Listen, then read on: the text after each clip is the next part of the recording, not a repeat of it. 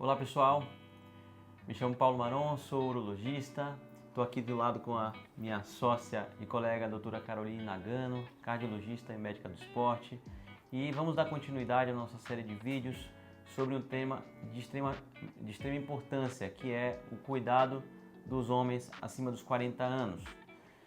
A gente vinha conversando aqui que eu tenho notado que cada vez mais homens jovens chegam no consultório do urologista já com problemas urológicos gerais, problemas de próstata, problemas sexuais, baixa libido, entre outros. E esses homens têm em comum o fato de serem muito estressados, serem obesos, sedentários. Então, na nossa conversa, a Carol me explicou o conceito da síndrome metabólica. A síndrome metabólica já é uma síndrome muito conhecida há muito tempo em medicina, que leva a uma série de alterações no nosso organismo. E por isso eu queria que ela explicasse hoje para vocês, com detalhes, o que é essa síndrome e a sua importância em medicina. Muito bem, Paulo.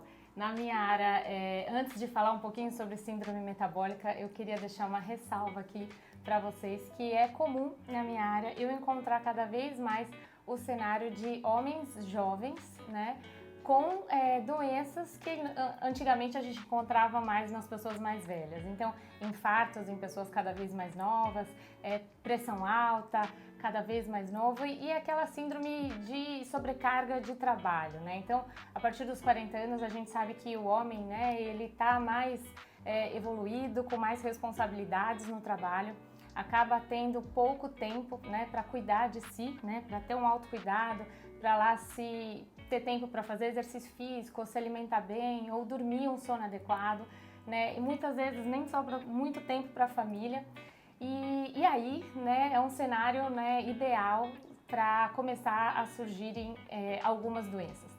Todas essas relacionadas a essa síndrome metabólica que o Paulo comentou aqui, que tem, né, como protagonista aí, eu diria, o acúmulo da gordura abdominal, né, da circunferência abdominal um pouco mais avantajada, né? Então, muitos pacientes acham que daí, por não terem uma obesidade em si, isso não seria importante, mas a gordura abdominal ela tem uma relevância maior pela qualidade dela em si. É uma gordura que a gente relaciona com mais inflamação de uma forma geral.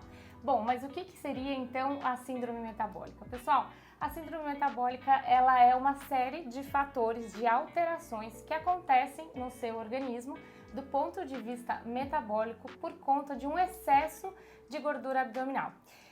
Essa gordura abdominal a gente pode quantificar de uma forma relativamente simples, né, com uma fita métrica na região do umbigo, né, você consegue quantificar isso pedindo a ajuda de alguém para fazer. Então você faz essa medida e homens, então com uma circunferência abdominal acima de 101 centímetros e mulheres acima de 88, eu já abro o olhinho com alerta aqui quando a gente faz essa medição, inclusive em consultório, que é uma forma fácil de avaliar de que essa pessoa tem um risco maior de ter diversas doenças hoje.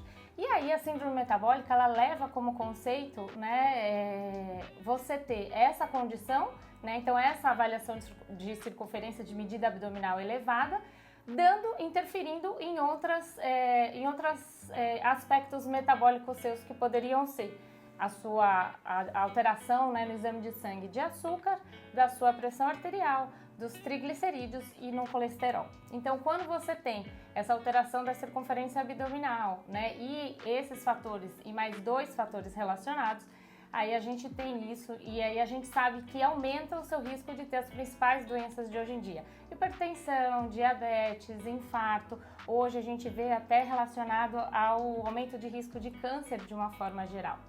E por que isso acontece, gente? Porque essa é uma gordura que cresce rápido, né, nessa região e a vasculatura, então os vasos, eles não acompanham o crescimento dessa gordura, deixando essa gordura como se fosse isquemiada, que a gente fala, sem oxigênio.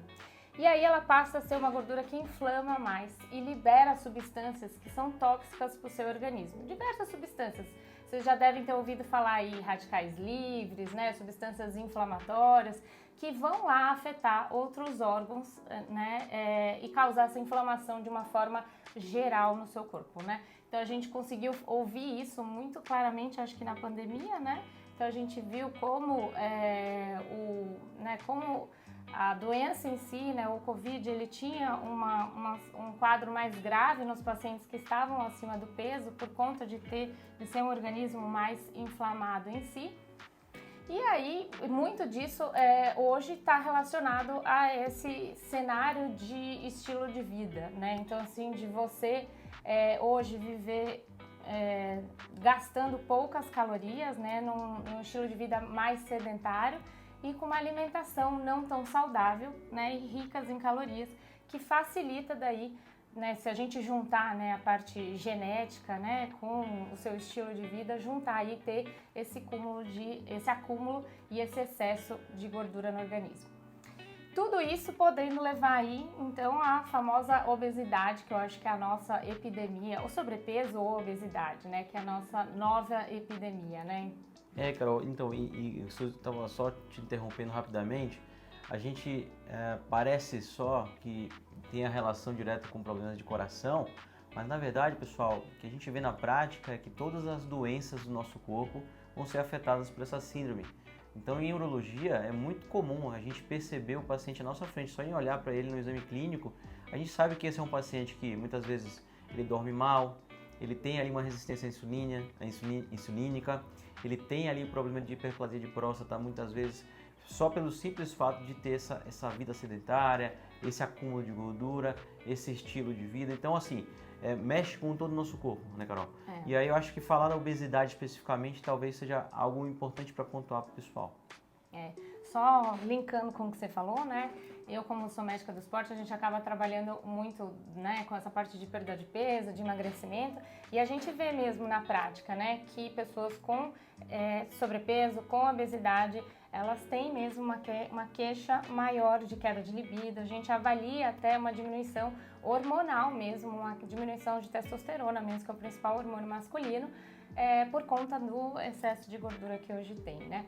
E a obesidade, gente, eu diria que ele tem diagnóstico fácil, né? Às vezes é só de olhar você consegue ver, e um tratamento super complexo, né? Então, assim, hoje ele é multifatorial, depende de diversos fatores. A gente tem genética envolvida, a gente tem alimentação, exercício físico, cada vez mais a influência da sua saúde mental, né, estresse, ansiedade, e isso a gente vê que chegar, né, nesse ponto onde de sobrepeso, de obesidade, é um ponto que de repente a gente poderia ter sido evitado, né? Então, assim, os meus pacientes, quando chegam já com sobrepeso, eu já alerto eles, né, que eu acho que é importante essa mensagem de que não é porque você ainda não tem doença nenhuma, mas eu sou gordinho, mas eu não tenho nenhuma outra, eu não tenho pressão alta, meus exames são ótimos, tal.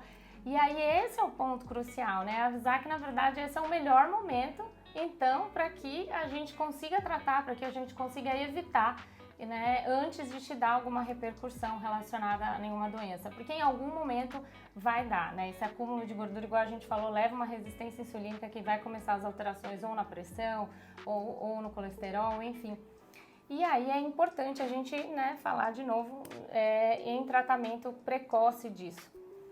Falar de tratamento de obesidade é um tema mais complexo, né, que envolve muitos outros fatores e que talvez a gente possa conversar aí em um outro vídeo. Com certeza. A Carol frisou bem aqui, né? Acho que é muito comum a gente ver esse paciente que tem exames laboratoriais normais, claramente ele está acima do peso, ele é sedentário, ele não faz nada e ele acha que está bem. Mas na verdade a gente com o olhar clínico sabe que aquilo ali é um processo que só tende a piorar. E a gente não quer que você chegue no ponto de não retorno, que é aquele momento que dali para frente só piora definitivamente. Então assim, nesse vídeo a gente vai, para encurtar, a gente vai terminar aqui. E a gente vai fazer um terceiro vídeo sobre prevenção e medidas que podem reverter essa situação que a gente está falando, que é extrema. Então, aguarde. Até mais.